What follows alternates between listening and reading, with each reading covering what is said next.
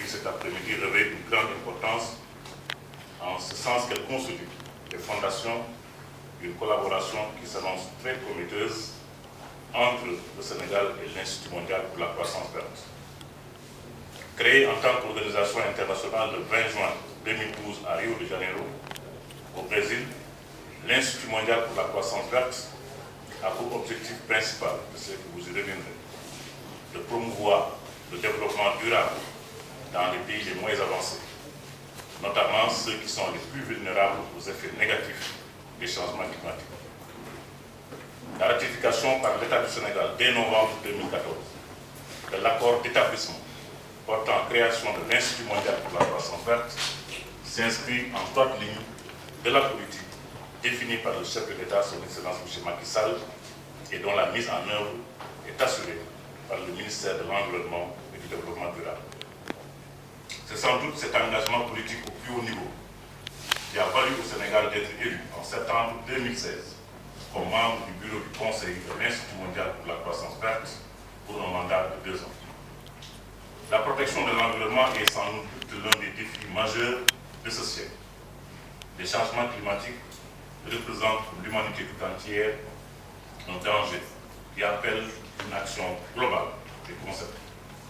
Leurs conséquences constituent en elles-mêmes des changements, une injustice, en ce qu'elles affectent plus sévèrement les populations les plus démunies de la planète, qui pourtant sont les moins responsables des émissions de gaz à effet de serre. En effet, les résultats économiques acquis par les pays du Sud au profit de multiples et tenaces efforts des populations et des gouvernements à travers des politiques publiques ardues et contraignantes destinées à lutter contre la pauvreté et à accélérer leur marche vers l'émergence, ces résultats risquent d'être sérieusement compromis par les effets désastreux des changements climatiques. Dans un tel contexte, il appartient à une organisation comme l'Institut mondial pour la croissance verte, par une démarche et par des choix pertinents, d'œuvrer non seulement pour le renouvellement de la pensée autour d'un modèle de développement adéquat, mais aussi de contribuer à la mobilisation des acteurs étatiques et non étatiques pour l'adoption de nouveaux modes de production durables fondés sur une vision éclairée et toujours consolidée d'un monde résilient avec une croissance verte, inclusive et forte. Et en vos responsabilités respectives, honorables invités, chers collègues. Je vous remercie pour avoir pris de votre temps précieux pour honorer notre invitation à la présente cérémonie de signature de l'accord de siège entre le gouvernement du Sénégal et l'Institut mondial pour la croissance verte, DGGI. Excellence, Monsieur le ministre, avec votre permission, je voudrais, au nom du directeur général de DGGI, Frank Wiesberman, et au nom du directeur Afrique et Moyen-Orient, M. Dex Abouides, vous remercier pour l'appui que DGGI a reçu auprès du Sénégal dans la mise en place de ces opérations qui ont démarré en milieu d'année 2016. Excellence, Monsieur le ministre, chers invités, la présente cérémonie qui nous réunit autour de la signature de l'accord de siège, de par son leadership, est membre du Conseil de DGGI pour un mandat de 2 ans depuis septembre 2016, et le Sénégal est cité comme exemple dans le processus de ratification qui a permis de devenir membre en novembre 2014.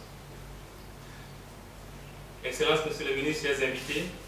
c'est le lieu de remercier et de remercier l'ensemble du gouvernement du Sénégal.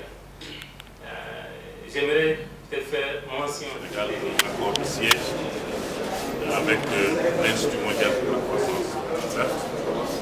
et pour l'organisation internationale européenne dans le domaine de la gestion de l'environnement et du développement durable, surtout dans le pays des moins avancés, qui a été mise en place à Rio de Janeiro. Le Sénégal a signé en novembre 2014 l'accord d'établissement pour faire partie de cet institut. Nous avons ratifié l'accord d'établissement et depuis 2016, nous avons été élus au bureau, membres du bureau de l'Institut pour un mandat de 2 ans de 2016. L'Institut joue un rôle extrêmement important, surtout après les différentes conférences sur l'environnement depuis Rio, Toulouse, avec les conférences qui sont tenues. Et l'une des conférences les plus marquantes, comme vous le savez, c'est la COP21 qui s'est tenue à Paris. Paris, que l'accord de Paris a été adopté, un accord historique que le Sénégal a également ratifié, et qui aujourd'hui est entré en cours extrêmement important dans le cadre de la lutte contre le changement climatique. L'Institut mondial de la croissance verte, qui a ses bureaux ici au ministère de l'Environnement, a pour vocation d'accompagner le gouvernement du Sénégal dans le cadre de la mise en œuvre de sa politique de développement durable et de lutte contre le changement climatique qui constitue l'une des plus grandes menaces contre des pays comme les nôtres dans ce siècle, dans ce 21e siècle, malgré le fait que nos pays sont les pays les moins pollués. Mais ils payent extrêmement cher et ces changements, si on ne prend pas, pourraient porter gravement atteinte à tous les efforts de développement consentis par nos gouvernements et consentis par nos communautés. Donc l'Institut va nous accompagner. L'Institut a un budget important, il va intervenir dans des secteurs stratégiques, comme je l'ai dit tout à l'heure, l'utilisation des terres et surtout la gouvernance verte, qui est un nouveau concept que nous rencontrons de mettre en œuvre dans le cadre de la politique définie par le chef de l'État et mise en œuvre par le ministère de l'Environnement et du Développement durable, ce que nous faisons au quotidien, en tout cas pour faire face au changement climatique, par une politique de résilience, une politique également d'adaptation